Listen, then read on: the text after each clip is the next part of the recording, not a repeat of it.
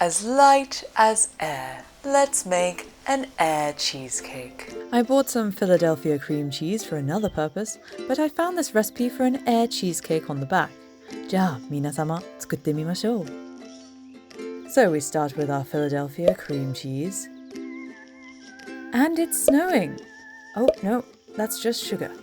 And we're going to use some good old-fashioned elbow grease and a good new-fashioned spatula until it is nice and smooth as my voice.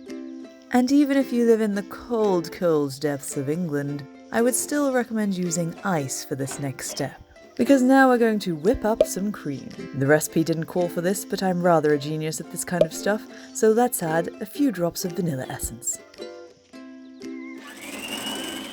Now get a very new-fashioned whisk to make our whipped cream. Did you know that the word for to whip in Japanese is awadateru? Try saying that 3 times fast.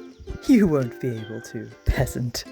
Whisk this for about 7 minutes until you have some stiff peaks forming. Add in your cream cheese mixture and bring back your friend the spatula.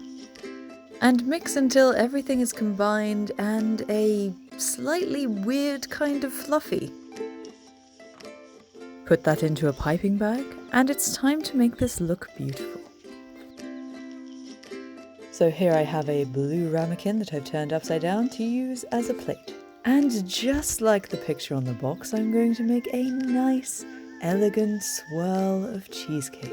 There we go, easy does it, and let's try that again. Just a nice, elegant swirl, and it still looks like a poop. Let's try something else.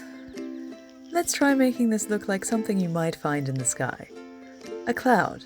A fluffy, non-poop-like cloud. Ah yes, much better.